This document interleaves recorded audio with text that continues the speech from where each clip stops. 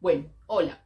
Continuación de la escuela alemana, la historia de los conceptos. Entonces entro con una de esas teorías de Koselleck, de las tres que crean y que, como les dije el video anterior, están fuertemente relacionadas. Bueno, entonces la primera es el Sattelzeit. Yo no sé alemán, entonces es muy posible que la esté pronunciando muy mal. Digámosle el periodo bisagra. Bien, el periodo bisagra, entonces, ya lo había hecho en el primer video, va entre 1750 y 1850. Allí Koselleck detecta un cúmulo o una cantidad de conceptos fundamentales que se van transformando, ¿bien? Y transforma pues obviamente el léxico político y social europeo, especialmente alemán, y eso va también a cambiar la realidad. La tesis entonces de Koselleck es que durante este periodo los conceptos políticos sociales comienzan a mostrar una ruptura entre el espacio de experiencia y el horizonte de expectativas, con la consecuencia de que pierden contenido vivencial y se futurizan. Otra característica pues como de la modernidad es que los sujetos piensan en el futuro, ¿cierto? En otros momentos, por ejemplo en la Edad Media, el futuro usted se iba a morir, ¿cierto? Y en el futuro iba a llegar, o sea, en cualquier momento iba a llegar nuestro Señor Jesucristo, iba a acabar con el chuzo. En los hombres de la modernidad, digamos que tienen otra idea del futuro, pues todavía siguen creyendo que va a llegar nuestro Señor Jesucristo, pero no todos lo van a pensar así y no van a ver como constantemente, como si ya la historia de la humanidad estuviera escrita, sino que están escribiendo la historia de la humanidad y no sabemos cuándo se va a acabar. Entonces, en esos conceptos que analiza Koselleck, van a ver entonces que hay una idea de que esos conceptos van a ser vivenciales y van a mirar hacia el futuro. Bien, es decir, que los conceptos se vuelven conceptos de expectativas, de algo que viene, ¿cierto? Por ejemplo, la revolución en Francia con la idea del liberalismo, con la idea de la igualdad, todo eso entonces son las expectativas hacia futuro. Bueno, el periodo bisagra dice en la modernidad empieza un proceso, entonces ahí está esa teoría del aceleramiento en Koselleck, y es que hay un cambio de percepción dentro de las personas que viven este periodo, todo transcurre más rápido y esto va a alterar entonces las experiencias del mundo. Los moldes del pasado van a cambiar, las costumbres, las instituciones, bueno, como les dije, Revolución Francesa como mínimo, entonces pasan un montón de cosas. Estos cambios entonces van a reflejar precisamente en esos conceptos políticos sociales y dejan también de referirse solo a lo conocido y van a empezar a designar estados de cosas que aún no han sido vividos y no han sido alcanzados por la sociedad.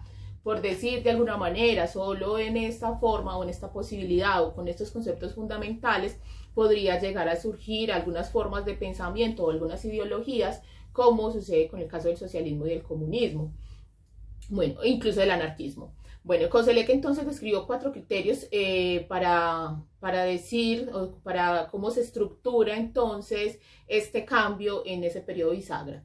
La primera tiene que ver con la democratización. Entonces lo que dice Koselleck básicamente es que en este periodo bisagra se disuelven algunos conceptos y algunos vínculos, sobre todo en la parte lingüística, que formaban parte pues como del léxico, que antes era solo de un estamento, empiezan a incorporarse a otros grupos sociales. Ahí entonces asistimos a una democratización. Esto va entonces a ampliar el vocabulario de las personas, de los hablantes, amplían también las formas del uso de los conceptos al encontrar aplicación en otras dimensiones de la vida. Bueno, y este es uno de esos cambios que se dan durante el periodo bisagra. Hay otro, entonces primero democratización, segundo ideologización.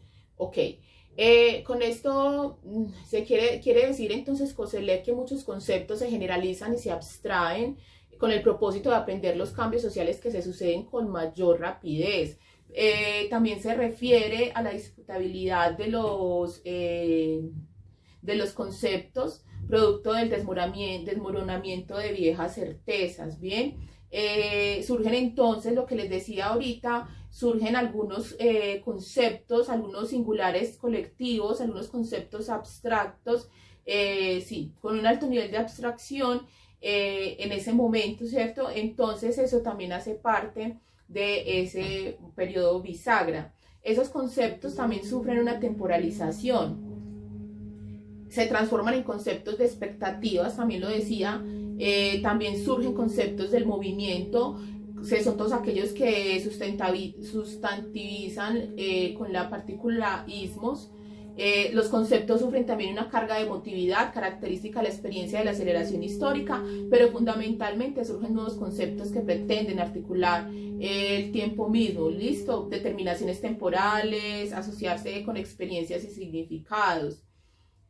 Cuarto es la politización, entonces los conceptos empiezan a designar posiciones sociales o algún tipo de estratificación que les da cierta relevancia política. Se crean entonces neologismos en función de los proyectos políticos, es decir, la mayor parte en este periodo entre 1750 y 1850 hay una fuerte politización de la población que la lleva a asumir dentro de sus lenguajes que antes eran, digamos, sostenidos solo por algunos estamentos, y asumir esos lenguajes, también esos términos, esos conceptos como parte de sus grupos políticos y de sus tendencias políticas. Entonces surgen surgen unos conceptos que permiten controlar cierto control lingüístico, y también van a surgir algunos contraconceptos para aquellos, por ejemplo, que no están tan de acuerdo con con el status quo, y todo esto va a orientar la dinámica política de la época. Entonces, en resumen, para esa primera teoría de Koselleck,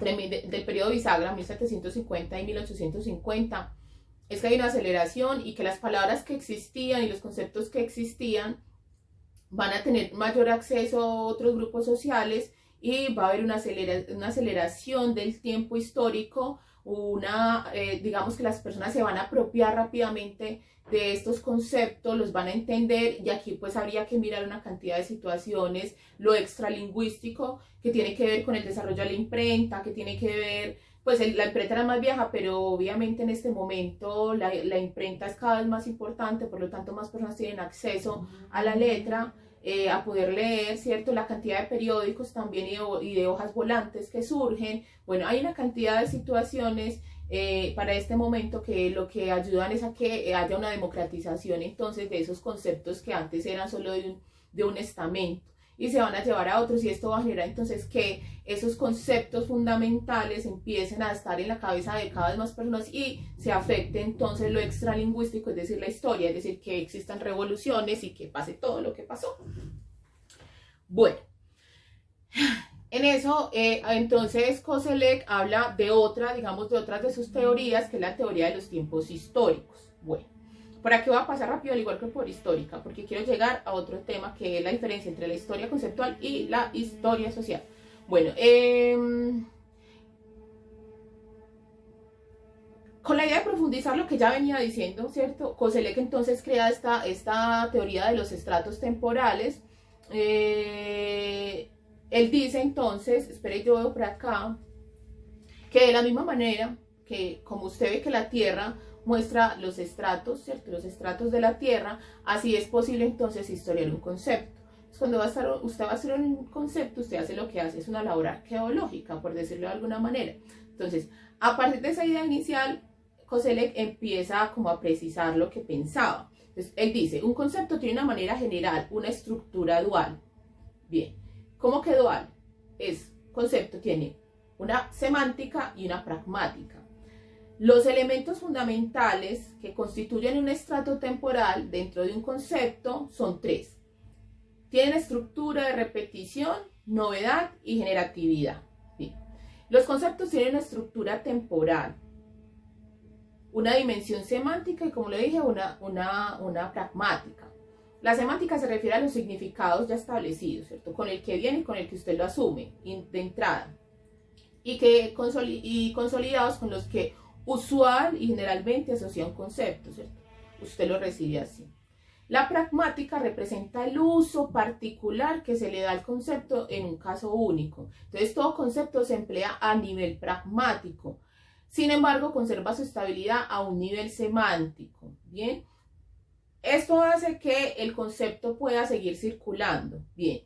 Pero van a haber algunas variaciones en el uso pragmático de los conceptos, y esto permite entonces que existan nuevos significados. Bien, ahí emergen entonces digamos que se dan las mutaciones y los cambios de los conceptos. Es decir, usted lo recibe con una carga semántica, ahí está, bien. En la pragmática, cuando usted lo lleva a la vida real, cuando usted lo practica, usted lo puede empezar a poner en otras situaciones, ¿cierto? A incluirle nuevas significaciones, y ahí entonces es posible, eso no quiere decir que siempre pase, que se dé una mutación del concepto en la parte pragmática, ¿cierto? Cambia en lo pragmático. Bien. Estos son entonces, de acuerdo, lo que voy a decir a continuación, son los 3 elementos que constituyen un estrato temporal. Entonces, ¿qué es un estrato temporal? A ver, en un estrato temporal entonces tenemos, lo dije ahorita, estructura, repetición, acontecimientos novedosos y generatividad. Entonces, ¿qué es la estructura de repetición? Esta se refiere a aquellos elementos que hacen posible la relativa estabilidad semántica de un concepto, ¿cierto? Entonces usted tome, repita, bien, lo que le enseñan en la escuela, repita. Ahí entonces hay una estructura de repetición, es lo que le da la vida al concepto de que permanezca durante largo tiempo. Las palabras hacen parte y las ideas hacen parte de la larga duración, pero obviamente esas estructuras también se modifican, el lenguaje es una estructura. Bien, entonces usted lo recibe, es esa estructura de repetición. Bien.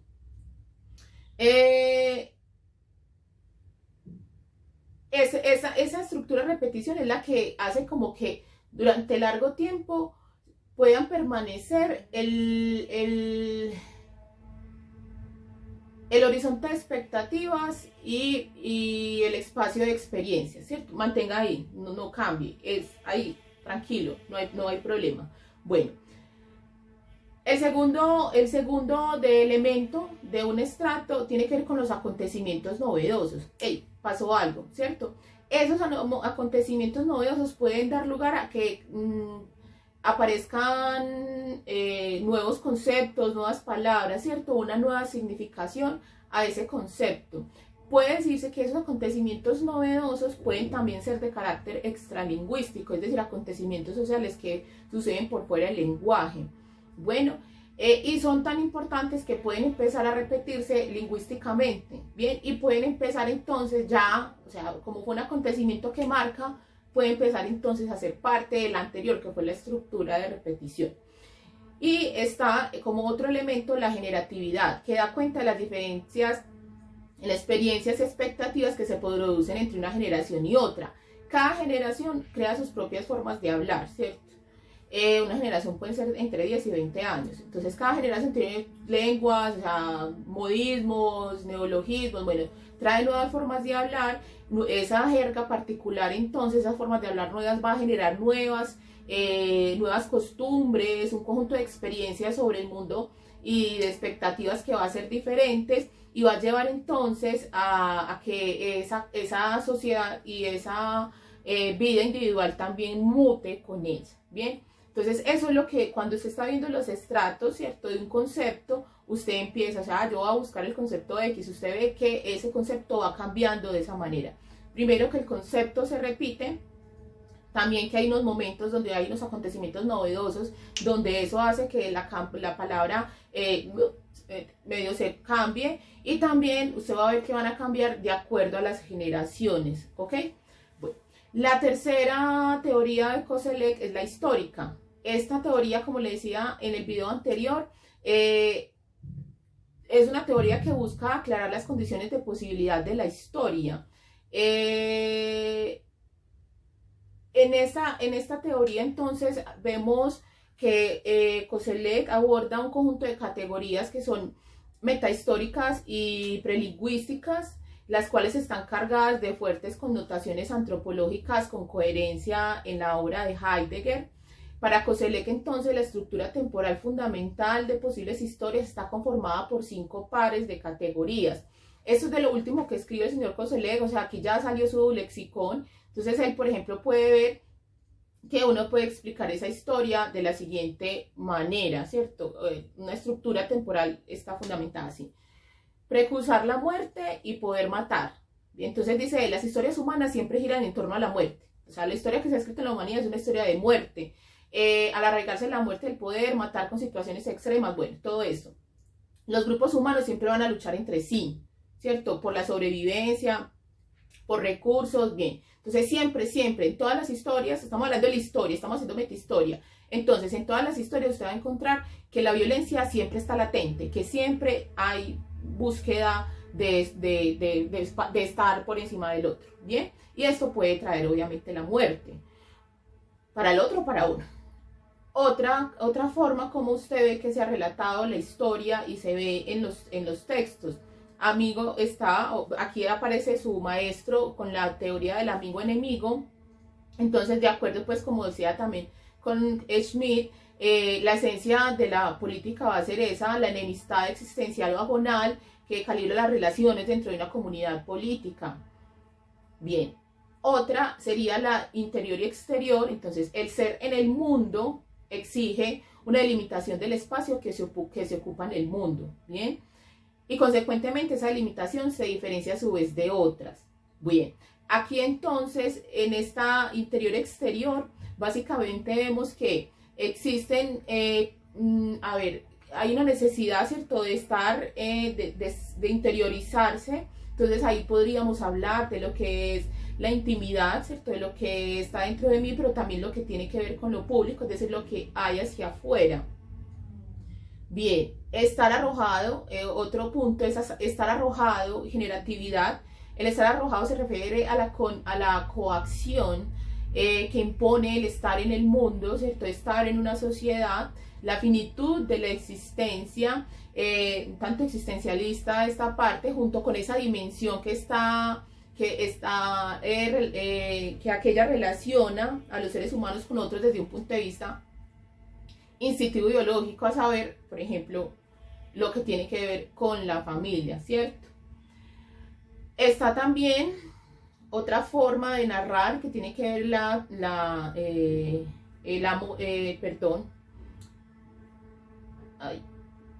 estructura, digamos,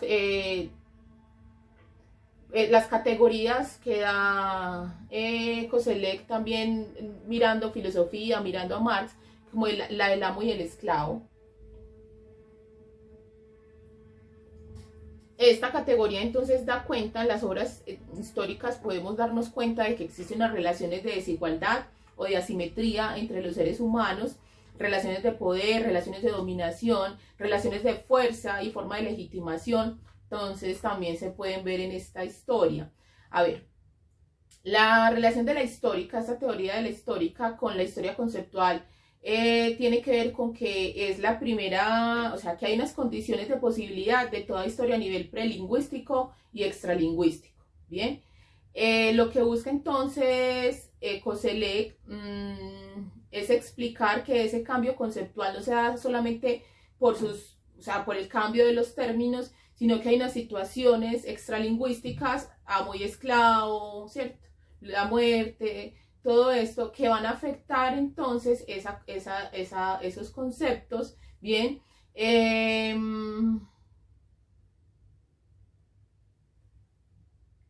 La histórica entonces es lo que Koselleck busca como amarrar o darle sentido, algo que él no había podido hacer hasta ese momento, de relacionar satisfactoriamente lo lingüístico con lo extralingüístico. Entonces queda esa teoría histórica, así se llama, histórica. Bueno, paso a la diferencia que él hace en su quinto capítulo de Futuro Pasado, Historia Conceptual, Historia Social. Bueno, historia, ¿qué dice él? Bueno, entonces la historia conceptual, vuelvo y digo algo que ya había dicho de alguna manera, procede del ámbito de la historia de la terminología filosófica, de la filología histórica, de la semasiología y de la nomasiología, ¿bien? Parte de allí. Bien, la historia social entonces, además pues la historia conceptual, dice Koselleck más adelante, surge como una crítica a la transferencia desapercibida del pasado de expresiones de la vida social del presente y ligadas a la época, ¿bien? Y además también dice que la historia conceptual emerge también con la idea de hacer frente o de una propuesta diferente a la de la historia de las ideas, en tanto que estas mostraban como dice él, el mismo Koselleck, baremos constantes que solo articulaban en diferentes configuraciones históricas sin modificarse esencialmente. O lo que ya había dicho en otro video sobre la historia de las ideas, es decir, eran medidas, eran reglas, la historia de las ideas hablaba de medida, hablaba de reglas, de formas, o para hacer más claro, de unidades, ¿cómo es que se llaman? Unidades, concepto, unidades centrales. Bueno, entonces, ¿qué es la historia social? De acuerdo a Koselleck, la historia social dice el mismo Koselleck, usa los textos para derivar de ellos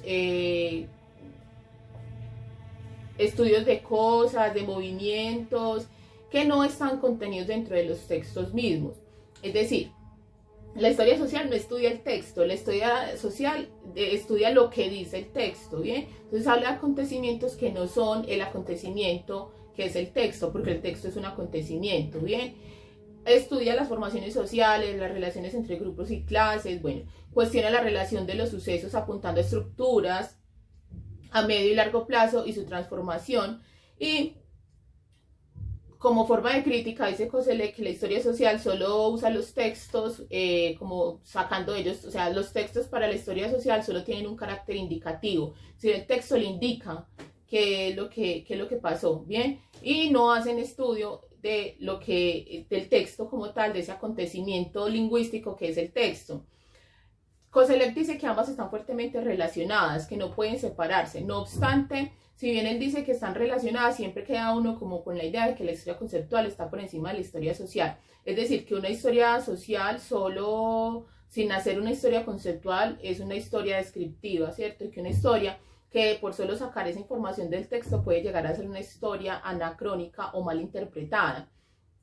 Ellas tienen entonces, dice Koselleck, claramente es una relación bastante compleja y no permite que una disciplina pues como que sea reducible a la otra, sino que están en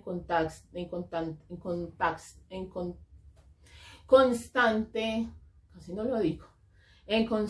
diálogo. Entonces él habla de 3 relaciones entre ambas, ¿cierto? Entonces la historia conceptual sigue el método histórico crítico clásico que contribuye a los temas de la historia social.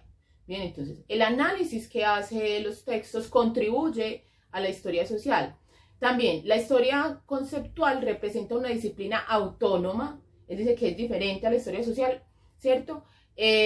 Con una metodología propia, ¿cierto? Pero que tiene unos contenidos paralelos a los de la historia social. Y tercero, la historia conceptual contiene una pretensión teórica que no puede ser alcanzada por la historia social. ¿Sí? Entonces le digo, o sea, se necesitan, o sea, tiene una relación tóxica, se necesitan, pero realmente es más la historia social. Si quiere hacer bien el trabajo, tienen que mirar la historia conceptual, ¿bien? Mientras que la historia conceptual, como que bueno, yo me puedo, que es lo que le pasó a Koselleck, ¿cierto? Yo me puedo quedar aquí hablando de los conceptos, ¿cierto? De todo esto lingüístico y bien, puede ignorar la historia social, ¿cierto? Pero, o sea, la misma vida y la obra de Koselleck van a demostrar lo importante que es la relación entre esa historia conceptual con una historia social, es decir, con una historia de los acontecimientos. Por ejemplo, esa es una de las críticas que a Koselleck le va a hacer la escuela de Cambridge, como que recuerden que la escuela de Cambridge es una escuela contextualista y para ellos el contexto, todas las formas posibles de contexto, está el contexto lingüístico y está el contexto extralingüístico, o sea, los acontecimientos, lo histórico, lo que sucede, lo que acontece, para ellos es sumamente importante.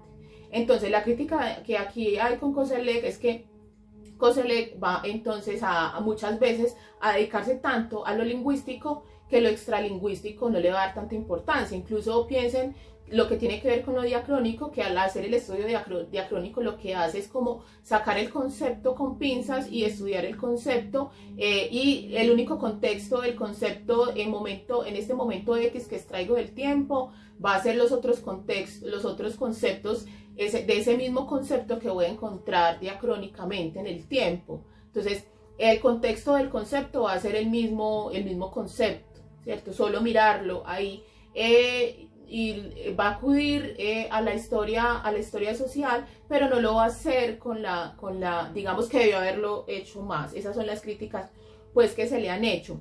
Voy a citar algo aquí en Koselleck, que tengo la nota. de citarlo, eso porque es importante, así es importante. Bueno, página 111, futuro pasado. Leo a Koselleck. De todo esto se deriva una exigencia metódica mínima, que hay que investigar los conflictos políticos y sociales del pasado en el medio de la limitación conceptual de su época y en la autocomprensión del uso del lenguaje que hicieron las partes interesadas en el pasado. Luego dice más adelante, así pues, esto es una definición. Así pues, la historia conceptual es en primer lugar un método especializado para la crítica de las fuentes que entiende el uso de los términos relevantes social o políticamente y que analiza especialmente las expresiones centrales que tienen un contenido social o político. Es obvio que una clarificación histórica de los conceptos que se usan en cada momento tienen que recurrir no solo a la historia de la lengua, sino también a datos de la historia social, pues cualquier semántica tiene que ver como tal con contenidos extralingüísticos, es decir, con una realidad, con una historia. Bueno, de acuerdo, ya estoy terminando, de acuerdo a Koselleck.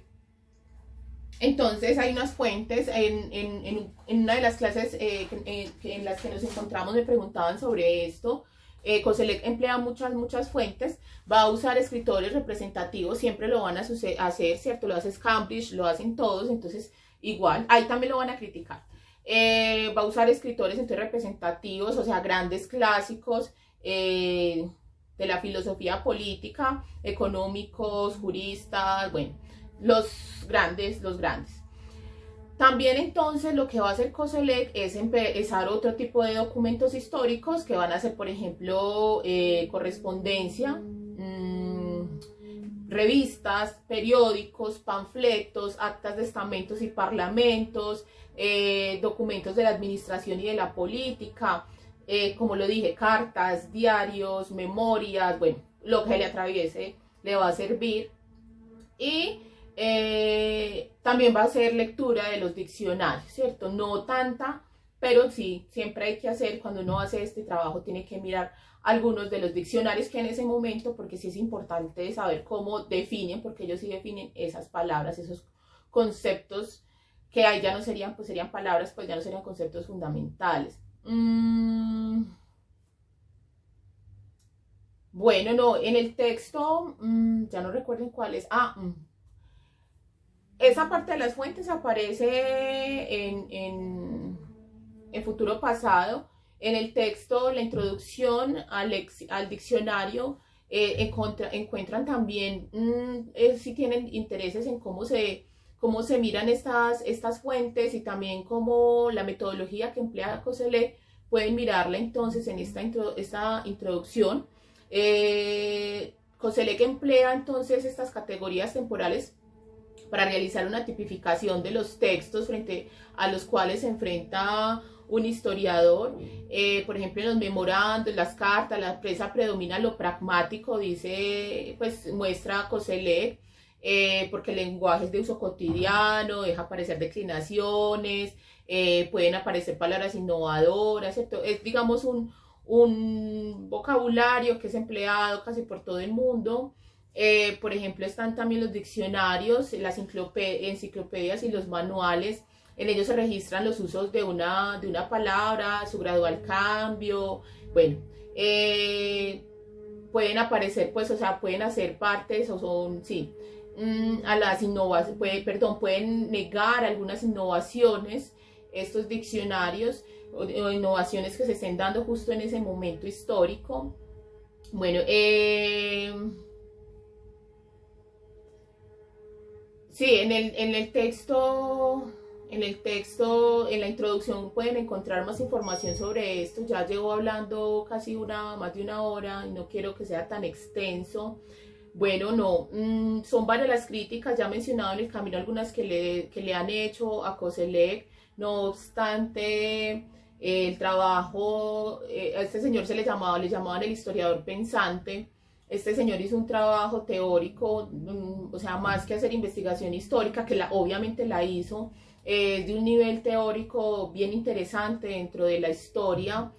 Yo lo invito a que lo lean. Aquí simplemente es como que hola, existe Koselleck y hay algunas cositas interesantes para que miren, es una pequeña introducción. jamás en una hora uno podría explicar la obra y el pensamiento de Reinhard Koselleck. Entonces, no, simplemente es una invitación, léanlo. Hay que masticarlo, pero también encontrarán pues como interpretaciones de la obra de él bien importantes. Y bueno, espero que lo disfruten. Bueno, muchas gracias por llegar hasta acá y nos vemos en la clase para que discutamos sobre estos temas. Los que solo pueden acceder a los videos, entonces bueno, muchas gracias por llegar hasta acá, y a todos, por favor, es importante que se suscriban y bueno, que activen la campanita si quieren que vean qué voy haciendo. Este es el último video de este curso de historia intelectual. Seguiré montando otros videos de literatura y historia de América Latina, que son pues mis temas. Bueno, y nos vemos en la próxima. Muchas gracias y bueno, chao, chao, chao.